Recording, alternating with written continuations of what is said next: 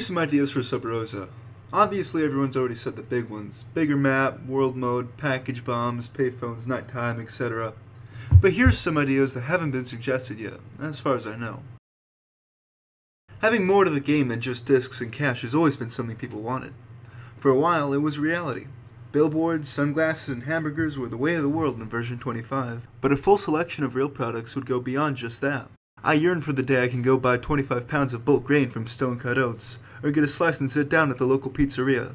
On a side note, seats you can sit in would be a very welcome addition.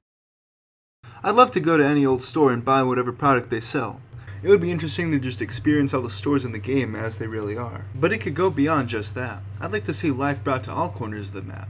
I'd like to know exactly what goes on at the Marad building, or what business occurs at Pilar. It could range from just local ambient noise for every part of town, or so far as NPCs that walk down the sidewalks and go into stores.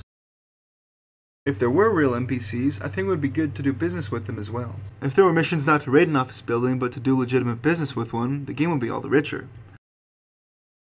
I'd love to go head-to-head in a real negotiation where I have more to offer than just $500, or more on the line than just one disc.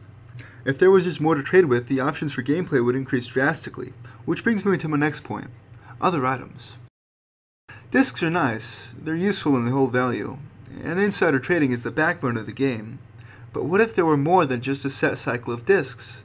Something like a mission where the company has acquired a crate of munitions, or a shipment of products to distribute to another company. It could function as any other current mission, with the item just as a little bigger and harder to conceal.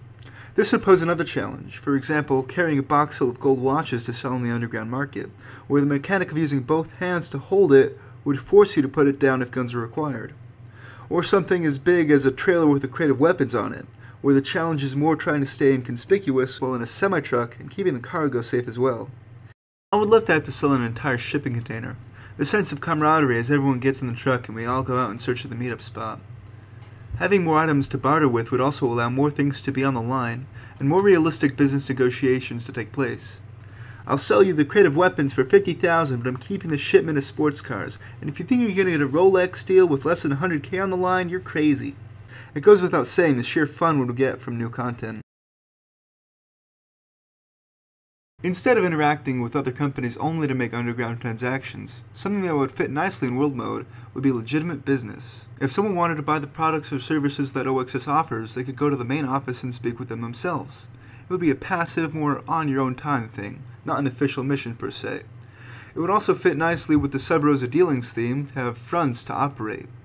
I'd like to buy things directly from other corporations, or from businesses in the city. It would be interesting to have to go acquire a disc or other product through a legitimate purchase, where the team's mission is to buy a disc from megacorp, or buy a shipment from another company to sell later. This would all be something of a much larger world mode, and of course, to fit this all in, I'd assume the larger map would have to be made the default, bringing back Pentacom in Mexico. But I think there could be even more companies fit into the map, such as, and pardon my direct suggestions, I don't want to dictate specifically what to add, but here's some concepts. Stackersoft, an analog to the well-known Microsoft, a major entity of the 1980s, which would fit right into the aesthetic of the game. Something along the lines of a beige gray suit and green ties. If they would have business outside of just trading in underground markets, they could have a legitimate front selling computers.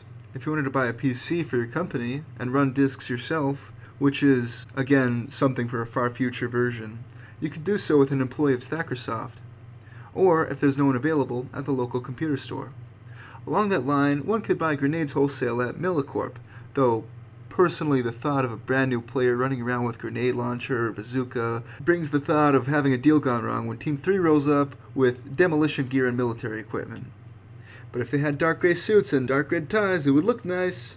Of course, a business such as sewing could exist just as a business front for a larger, off-map corporation, given that having jet airliners would be tough to fit into the map, and I'd expect only to meet corporate lawyers there anyway. That would be interesting as well, getting harassed by NPC lawyers or police, but I don't want to get too sidetracked. Adding a couple new corporations for people to play as would be nice. I've been an advocate for a legitimate, thorough tutorial from day one.